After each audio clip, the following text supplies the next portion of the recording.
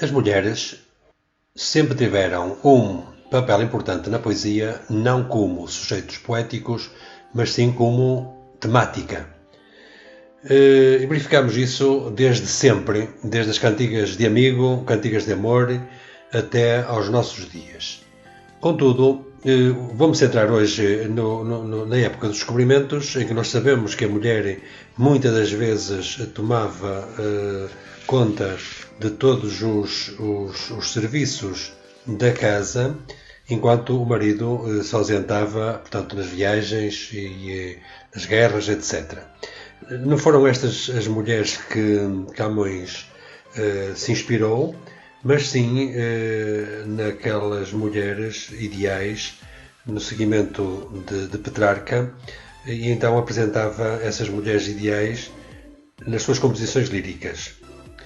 Eram retratadas fisicamente de forma harmoniosas, perfeitas, possuidoras de cabelos loiros, olhos verdes e faces rosadas, de espírito calmo, exercendo o seu poder sobre o sujeito poético, de forma mágica que o cativava. Nos Lusíadas, Camões apresenta outro tipo de mulher, mais terrena, modelada de formas ondulantes e atraentes, perante a qual o homem se sente irresistivelmente atraído, causando-lhe a alegria dos sentidos. E vemos isto concretamente na relação entre Vênus e Júpiter, quando a famosíssima Maria veio a Lisboa pedir ajuda ao pai, e a Inês de Castro e Pedro. A Inês de Castro, mulher que cometeu o crime de amar e que foi violentamente assassinada em 1355, não vou falar de todo o episódio histórico-trágico, mas só da reação lírica de Camões ao crime cometido pelos ministros do rei D. Afonso IV, pai de D. Pedro. Faço minhas as palavras de Camões perante os crimes horríveis que todos os dias surgem nos jornais. Não tem perdão aqueles que matam por ciúme, por vingança, por maldade, de forma às vezes tão cruel, tão desumana, tão animalesca. E como Camões, exclamo a minha dor e a minha indignação.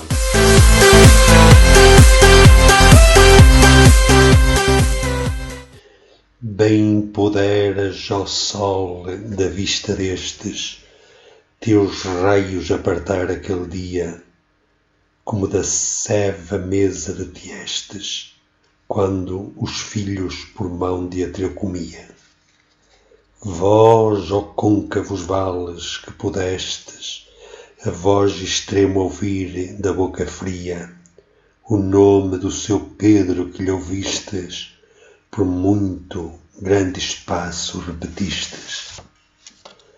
Assim como a bonina que cortada antes do tempo foi cândida e bela, sendo das mãos lascivas maltratada, da menina que a trouxe na capela, o cheiro traz perdido e a cor murchada.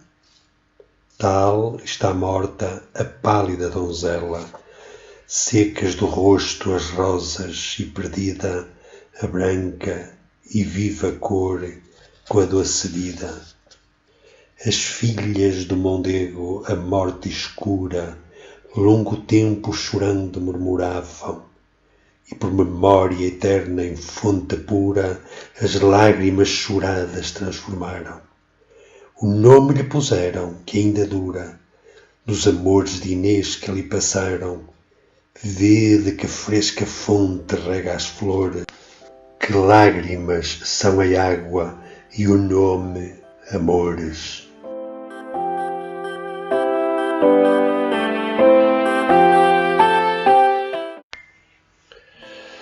Olá, minhas amigas e meus amigos. Depois de ouvirem este excerto deste belíssimo episódio de Inês de Castro, vou contextualizá-lo e falar um bocadinho, de uma forma muito breve, do episódio no seu todo. O episódio começa com o regresso do rei D. Afonso IV a Portugal para gozar da vitória que obtiveram sobre os mouros em Salado, em Espanha, e foi nessa altura que se deu este caso triste e digno de memória, que depois de morta foi rainha. Bom, o Camões começa logo por dizer que a morte de Inês foi causada pelo amor puro, cruel, e não tanto por questões de Estado, como nós sabemos que estiveram na origem deste crime. Entretanto, a Inês é apresentada em Coimbra a gozar os bons momentos, juntamente com os filhos, e o Camões refere que realmente passava os tempos a ensinar às ervinhas o nome que no peito tinha. Portanto, tudo leva a indicar que realmente passou com Pedro bons momentos ali em Coimbra. Ela chega a Coimbra precisamente depois da morte de Dona Constança. Portanto, esta Inês é uma donzela espanhola, talvez da Galiza, belíssima, que fazia parte do séquito da rainha Dona Constança, e quando chegou a Lisboa, pois Pedro ou os dois apaixonaram-se loucamente. E, entretanto, ela tinha sido expulsa de Portugal. Depois da morte de Dona Constança, Pedro trouxe-a e viveram os dias felizes em Coimbra. Voltando ao episódio, ela, entretanto, esses bons tempos são interrompidos precisamente porque ela passa a ser um perigo para a nação. E então os ministros, juntamente com o rei, vão a Coimbra perante a ausência de Pedro e julgam-na e condenam-na, portanto, à morte. Ela acaba por ainda proferir um belíssimo discurso em que pede clemência ao rei. O rei quer perdoá-la, mas os ministros não influenciam-no a que realmente não volta atrás. E ela acaba mesmo por ser morta de uma forma bárbara. Isto foi mais ou menos o que aconteceu. Entretanto, o Camões, no fim deste episódio, tem a sua forma de expressar esta dor como sujeito poético. E ele começa precisamente, na primeira instância que vocês ouviram, começa por se referir a um outro crime na história, hediondo, terrível, que, resumidamente, portanto, Antreu tinha casado e Tiestes, de certa maneira, roubou-lhe o amor da sua vida. Teve filhos com ela e um dia mais tarde Antreu vinga-se, convida o amigo ou Tiestes para um banquete e nesse banquete serve-lhes os próprios filhos como alimento. E o Camões aproxima estes dois crimes e de uma forma lírica vira-se para o sol e, utilizando essa apóstrofe tão bonita, ao sol: bem puderas não ter existido nesse dia, portanto, se tu não surgisses nesse dia, esse dia não existiria e também não teríamos estes dois crimes. E logo a seguir, portanto, também se refere aos côncavos vales que de certa maneira ouviram o grito de Inês a ser morta e durante muito tempo, em forma de eco, repetiram essa mesma dor.